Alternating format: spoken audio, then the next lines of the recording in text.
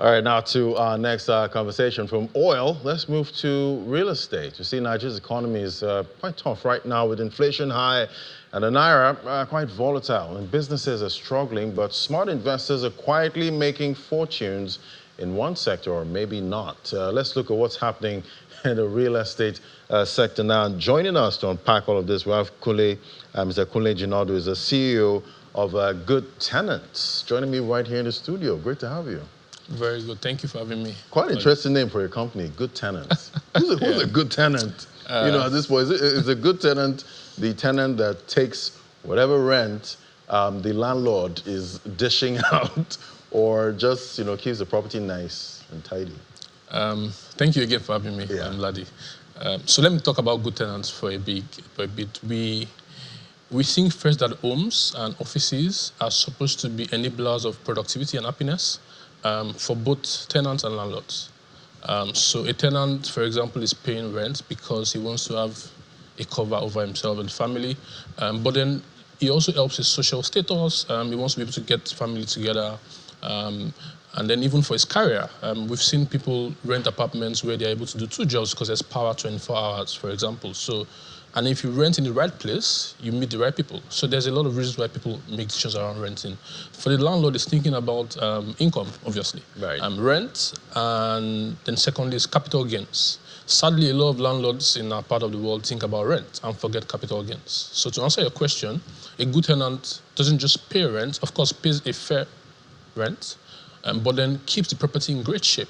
Else, what happens is tenants live in an apartment for 5 years, they move out, and the landlord has to spend sometimes 30 times the caution deposit to fix the apartment. That's about 3 years of rent, and that's really bad business for landlords. And I remember seeing on social media at some point some ladies, getting the property they were staying in, they were actually, destroying all that they did, the property, and they claimed that, after they, fixed the landlord's apartment when it was really run down, the next thing, after fixing it, they're giving them quick notice that they have to leave, that they want to maybe sell the property or something.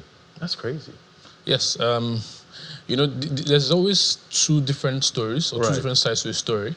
And my experience, by the way, what we do is we provide tools for landlords and property managers to provide excellence to tenants. And so what we've seen dealing with both sides of this transaction is there's usually not clear agreements, first of all. So if you're going to renovate an apartment for a landlord, I think it makes sense for you to just negotiate and say, on paper, I'm going to be here for the next 3 years, because people will take advantage of you, whether you're a landlord or a tenant.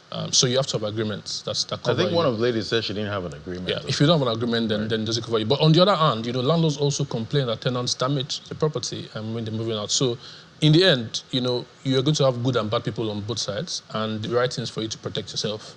And it seems, with all of this, as an investor, you're trying to make money on your investment.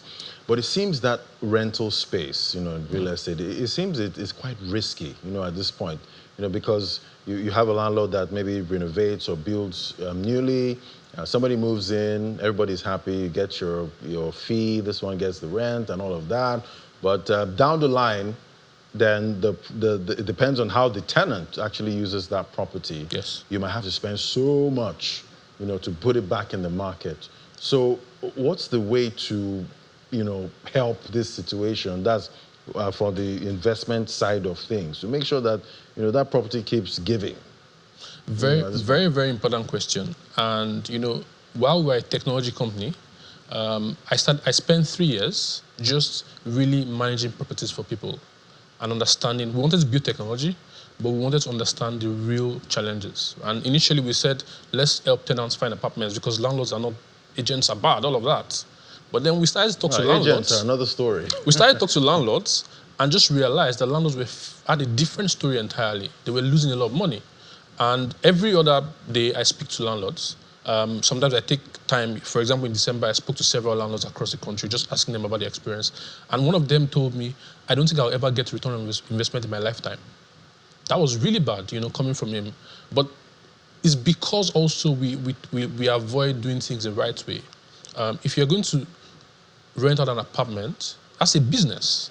So just imagine, you had money, 100 million naira, and you're going to save it. You save it in a bank, right? You work with professionals.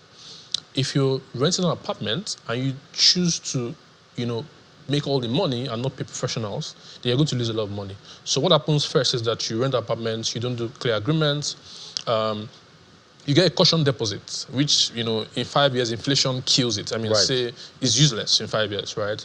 And then there are no regular inspections, for example, right? But there's a challenge beyond that. Assuming a landlord does all the right things, the challenge is that there's no regulation. People will leave an apartment and go to the next one and do whatever they like, right? So part of what we are working on at Good Tenants, for example, is creating sort of like a bureau, similar to a credit bureau, where you know how people have behaved in their previous apartments. And that sort of creates a system to ensure that people behave the right way, when they're moving to new apartments. If there's it's just like having traffic lights, as we have in Lagos, without cameras. What happens is, that's what caution deposits are. What happens is people drive through, but then when there are cameras, if you notice anywhere there are cameras in Lagos, people stop. Right. Because they have to do the right thing, because there's a camera. Yeah, it happens on 3rd Mainland a lot. I see people start slowing down. Exactly. Getting to when they get one of those huge So security deposits are supposed to be that, but they are useless if there's no sort of like a bureau or control around it, and that's part of what we're building today. So let's imagine I was a bad tenant, yes, and a couple of landlords report me, oh, this guy was horrible, he destroyed my house and all of that, and they put that on the platform. That means I get blacklisted.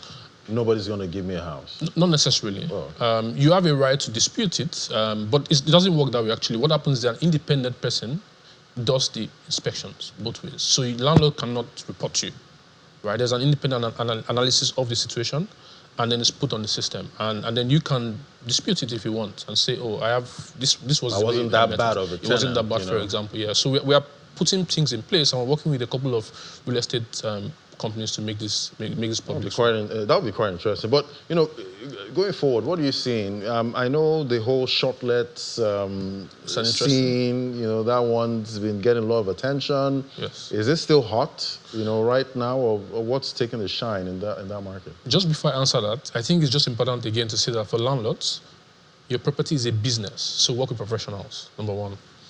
Number two, the caution deposit system, right? It works if you really do it the right way. Just to say that. Right. Now back to your question about Shortlets. Every time I travel, I'm almost always staying at Airbnb, right? For example, because I want to experience what it's like to be in a Shortlet. And I think what we need to do to grow that space is grow our tourism sector in Nigeria. And I know the Lagos State government is doing a lot of work on that. There's a lot of activities coming up. I know there's a FIAPC conference. I don't know if you've seen that yet in July, and in partnership with Lagos State government. So there's a lot of work that the current administration is doing. So we don't have to wait for just dirty December. No, because that's what happens actually. Dirty December, you get a lot of requests. Right. And then after that, it goes down. And so if you're investing for the whole year, you can't just get income only in December. So you now become a seasonal... Exactly. And the best places where you get a lot of return on investment on Shortlets are actually places where there's a lot of tourist attractions. So, for example, Kenya, there's a lot of Airbnbs, and of course, other places in the West. Right. Before I let you go, there's also this argument about properties in Lagos being overpriced, compared to, some other African countries. Yeah. And they feel like even though the ones in maybe, say, for instance, Kenya, you see the properties are well built and, that's real luxury, compared to the one we have here in Lagos. How are you seeing that? I'll think about this two ways. First is supply and demand, right? If there's more demand than supply, prices go up. You can't fight that. So what we need to figure out is more supply. I mean, that's on one hand. On the other hand, it's we talked about tenants damaging property, for example, and we say they're bad tenants, but there are also landlords who are trying to, make maybe a bit too much, and maybe not just landlords, even third parties, agents, maybe a bit too much. So I don't think that regulation will solve the problem, by the way. I know there's talk about regulation, but the same way that people are able to price control. Yeah. Maybe price control, no? I think it's capitalist markets, like, right, supply and demand. But what I think is the same way that we are able to potentially, check bad tenants, we can maybe create a system to check landlords that are overpricing, for example. And we've seen that happen in car hailing, where you can check the rider and you can check the driver, right? You can do that for rent also. So it's a two-way street. Yes, and they didn't have to bring government into that conversation. There was no regulation. It's just self-regulated within the community. And that's possible also in real estate. All right. Thank you so much for helping us unpack all of this. Kule Jinadu is the CEO of Good Tenants, helping us see how we can make more ROI on those investments. Thank you for coming on today. Thank you. All right, we'll take a break now. When we come back, we're going to head straight to the markets. Just stay with us. This is Business Incorporated.